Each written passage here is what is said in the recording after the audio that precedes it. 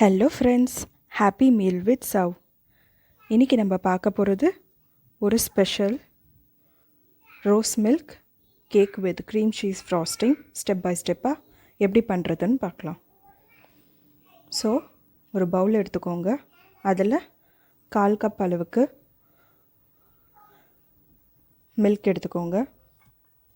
அதுக்கப்புறம் 2 table spoon அளவுக்கு pink food colour எடுத்துக்கோங்க. அதை நல்லா மில்கில் வந்து மிக்ஸ் பண்ணிக்கலாம். மில்க் வந்து இந்த கேக்குக்கு ஃபுல் க்ரீம் மில்கே யூஸ் பண்ணிக்கலாம். ஸோ இதை நம்ம தனியாக வச்சுக்கலாம். கேக் பேட்டர் பண்ணும்போது இதை நம்ம யூஸ் பண்ணிக்கலாம். இப்போது ஒரு பெரிய பவுல் எடுத்துக்கோங்க. அதில் 1/2 கப் வந்து வெள்ளை சர்க்கரை ஒயிட் சுகர், 1/2 கப், அதுக்கப்புறம் 1/2 கப் கட்டியான தயிர் திக் கர்ட், 1/4 கப் அளவுக்கு வெஜிடபிள் ஆயில்,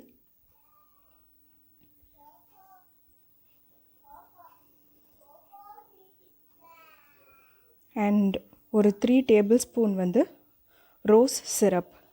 ரோஸ் மில்க் பண்ணுறதுக்கு யூஸ் பண்ணுவோம் இல்லையா, அந்த ரோஸ் சிரப் வந்து 3 டேபிள் ஸ்பூன் ஊற்றிக்கோங்க. 2 to 3 டேபிள் ஸ்பூன் ஊற்றிக்கலாம்.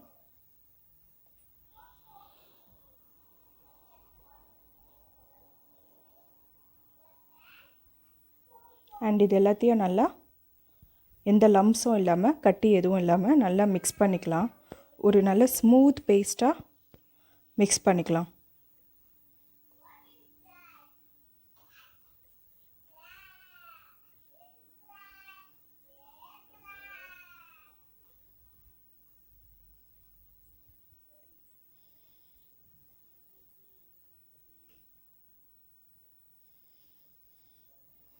நல்லா வந்து இன்க்ரீடியன்ட்ஸ் எல்லாத்தையும் பீட் பண்ணி நல்லா மிக்ஸ் பண்ணுங்கள்.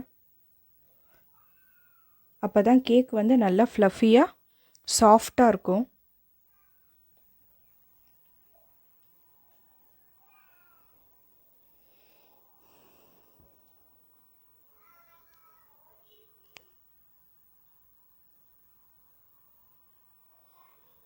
இப்போ நல்ல ஒரு திக்கான ஸ்மூத் பேஸ்ட்டு நம்மளுக்கு கிடச்சிருச்சு. அண்ட் இப்போது எல்லா ட்ரை இன்க்ரீடியன்ட்ஸும் போடலாம். 1 கப் மைதா, 1 table spoon baking powder, 1/2 table spoon baking soda,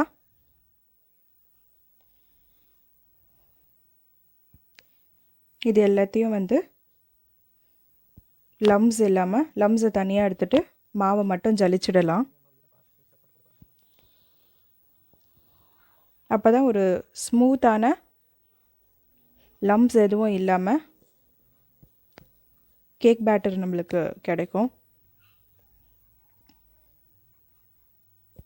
இதை நல்லா இப்போது மிக்ஸ் பண்ணிடலாம்.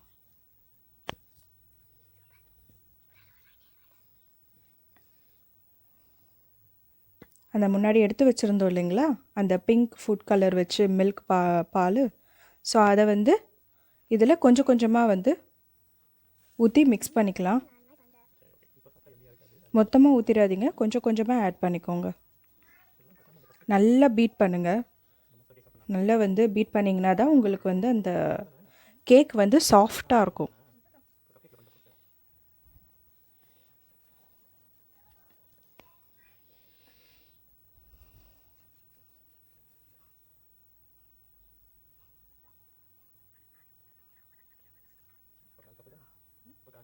ஸோ எனக்கு இந்த கன்சிஸ்டன்சி கரெக்டாக இருந்தது. ஸோ அதனால் நான் போதும்னு சொல்லிவிட்டு நிறுத்திட்டேன் அந்த மில்கை. இப்போது நல்லா மிக்ஸ் பண்ணிவிட்டு இதை வந்து நம்ம தனியாக எடுத்து வச்சிடலாம். இந்த கேக் வந்து நீங்கள் பேனில் கூட செய்யலாம், ஓவனில் மட்டும்தான் செய்யணும்னு இல்லை, பேன்லேயும் நீங்கள் ட்ரை பண்ணலாம். அது எப்படி பண்ணுறதுன்னு சொல்கிறேன் நான். ஒரு பேன் எடுத்துக்கோங்க, பெரிய பேனாக. அதை வந்து ஒரு 15 மினிட்ஸ் வந்து ப்ரீ ஹீட் பண்ணிக்கோங்க. ஸோ அதுக்கப்புறம் லோ ஃப்ளேமில் பண்ணிக்கோங்க. அதுக்கப்புறம் ஒரு கிளாஸ் கண்டெய்னர் எடுத்து அதில் பட்டர் வந்து தடவிட்டு அதுலேயும் நீங்கள் இந்த கேக்கை வந்து ட்ரான்ஸ்ஃபர் பண்ணிக்கலாம். அடியில் ஏதாவது ஒரு தட்டு வச்சுட்டு அதுக்கப்புறம் அந்த கிளாஸ் கண்டெய்னரை நீங்கள் மேலே வச்சுட்டு க்ளோஸ் பண்ணி லிட்டை வச்சு மூடி வச்சு க்ளோஸ் பண்ணிக்கலாம். ஸோ இப்போ பார்த்தீங்கன்னா 1/2 கப் வந்து பால் ஊற்றிருந்தேன். அதுக்கப்புறம் 1/2 கப் வந்து ஸ்வீட் கண்டென்ஸ்டு மில்க் மேடுன்னு சொல்லுவோம். அதையும் வந்து இதில் இந்த மிக்சரில் ஊற்றிடலாம்.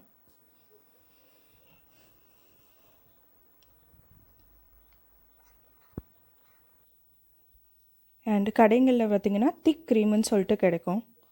அது வந்து ஒரு 1/4 கப். அதையும் வந்து இந்த பாலோடு சேர்த்துக்கலாம்.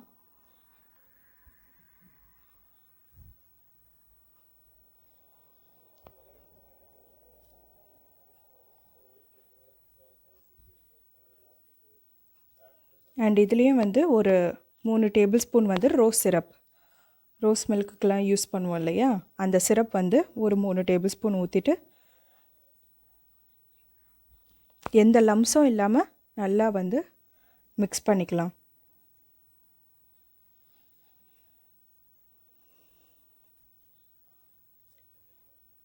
அண்ட் ஓவனையும் வந்து அது பேனில் வந்து எப்படி வைக்கணும்னு சொல்லிட்டு முன்னாடி சொல்லியிருந்தேன். இப்போ வந்து ஓவன் வந்து ஒரு ப்ரீ ஹீட் பண்ணிக்கோங்க 180 டிகிரிக்கு. 15 மினிட்ஸ்க்கு வந்து ப்ரீ ஹீட் பண்ணிக்கோங்க. அண்ட் இப்போ நம்ம அந்த மிக்சரை வந்து தனியாக எடுத்து வச்சுக்கலாம். அது அப்புறமா கேக் பேட்டர் மேலே ஊற்ற போகிறோம். கேக் பண்ணிட்ட பிறகு கப் கேக் பண்ணிட்ட பிறகு அதுக்கு மேலே ஊற்ற போகிறோம். இப்போது இதை நான் ஓவனில் வைக்க போகிறேன். ஸோ அதனால் ஃபாயில் கப் கேக்ஸ் வந்து எடுத்துக்கோங்க. பேப்பர் கப்ஸும் யூஸ் பண்ணிக்கலாம். என்கிட்ட இதான் இருந்தது, அதனால் இது யூஸ் பண்ணுறேன். ஸோ இதில் வந்து பட்டர் தடவிட்டு ஃபுல்லாக அதுக்கப்புறம் இந்த கேக் பேட்டரை பாதியாக வந்து ஃபில் பண்ணிக்கோங்க. ஃபுல்லாக ஃபில் பண்ணாதீங்க, பாதியாக ஃபில் பண்ணிக்கோங்க. எந்த கேக் பண்ணாலும் பாதி ஃபில் பண்ணிக்கோங்க.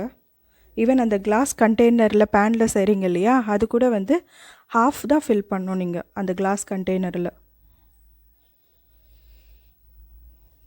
அப்போ தான் அந்த கேக் வந்து பேக் ஆகிட்ட பிறகு நல்லா ஃபுல்லாக வந்து ரைஸ் ஆகும்.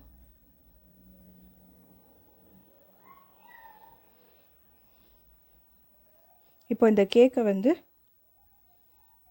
கேக் பேட்டரை வந்து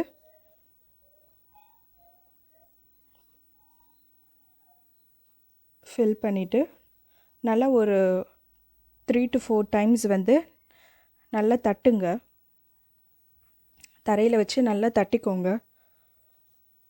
அதுக்கப்புறம் நம்ம ப்ரீ ஹீட் ஓவனில் நம்ம வச்சிடலாம். ஒரு 30 to 40 மினிட்ஸ் வந்து பேக் ஆகும். டைம் எடுக்கும் பேக் ஆகுறதுக்கு. பேனில் நீங்கள் பண்ணும்போதும் சரி ஒரு 45 மினிட்ஸ் வச்சுக்கலாம். நடுவில் நீங்கள் செக் பண்ணிக்கோங்க. டூத்பிக் ஸ்டிக் இருக்கும் இல்லையா, அதை வச்சு உள்ளே இது பண்ணி பாருங்கள், பின் பண்ணி எடுத்துகிட்டு பாருங்கள். சப்போஸ் இன்னும் அந்த கேக் பேட்டர் வந்து அந்த பின்னில் ஒட்டியிருக்கு அப்படின்னா இன்னும் கேக் வேகலைன்னு அர்த்தம். ஸோ இன்னும் ஒரு 5 மினிட்ஸ் அந்த மாதிரி விட்டு பாருங்கள். அண்ட் எது பண்ணுறதா இருந்தாலும் லோ ஃப்ளேம்லேயே பண்ணுங்கள். இப்போ நான் வந்து என்னுடைய அந்த கேக் பேட்டரை ஓவனில் வச்சுட்டு இப்போ நான் க்ரீம் சீஸ் ஃப்ராஸ்டிங் எப்படி பண்ணுறதுன்னு சொல்லிட்டு பார்க்குறேன். ஸோ பட்டர் எடுத்துக்கோங்க. ஒரு 1/2 கப்லேருந்து 3/4 கப் அளவுக்கு பட்டர் எடுத்துக்கோங்க. அந்த பட்டரை வந்து இந்த ஹேண்ட் மிக்சரில் நல்லா பீட் பண்ணிக்கோங்க. இது வந்து இப்போ பார்த்தீங்கன்னா நல்லா பீட் பண்ண 5 to 10 மினிட்ஸில் டபுள் த சைஸ் ஆகும்.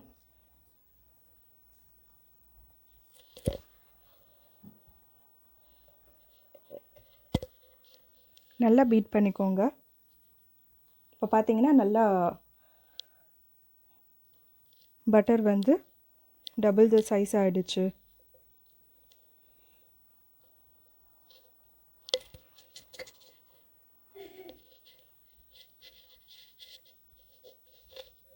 இதுக்கப்புறம் பார்த்தீங்கன்னா க்ரீம் சீஸ்ன்னு சொல்லிட்டு விற்கிது. ஸோ அது வந்து ஒரு 108 கிராம்ஸ் வந்து இந்த க்ரீம் சீஸை வந்து பட்டர் கூட ஆட் பண்ணிக்கோங்க. அதையும் வந்து நல்லா மிக்ஸ் பண்ணிக்கோங்க பட்டர் கூட ஹேண்ட் மிக்சரில்.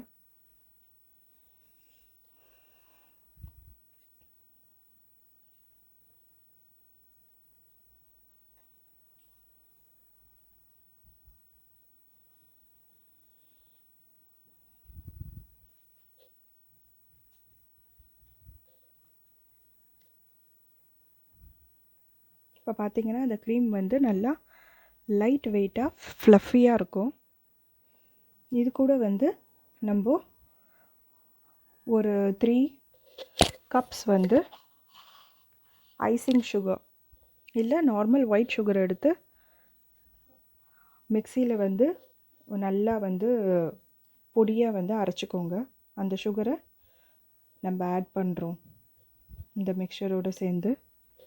3 கப்ஸ் எடுத்துக்கோங்க. இல்லை உங்களுக்கு ஒயிட் சுகர் கம்மியாக ஆட் பண்ணோன்னாலும் you can add for two cups also.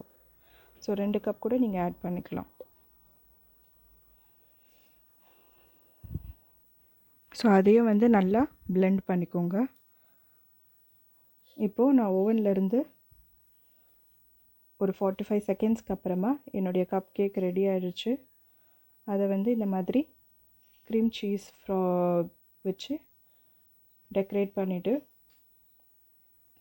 அந்த தனியாக எடுத்து வச்சுருந்தோம் இல்லையா அந்த ரோஸ் மில்க் மிக்சரு, அதை வந்து இந்த கப் கேக் மேலேயே வந்து ஊற்றுங்க.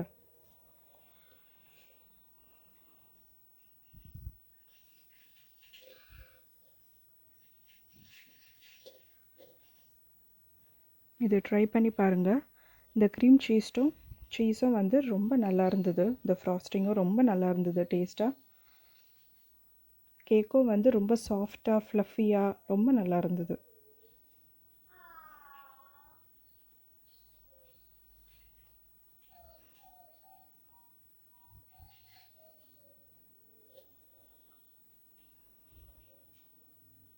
அண்ட் இது மேலே வந்து உங்களுக்கு பிடிச்சதை டாப் பண்ணிக்கலாம். சாக்லேட் சாஸ் இல்லை caramel sauce, sprinklers, choco chips எது வேணாலும் ஆட் பண்ணிக்கலாம். ஸோ இந்த கேக் வந்து ரொம்ப நல்லா இருந்தது. ரொம்ப சாஃப்டாக ஃப்ளஃபியாக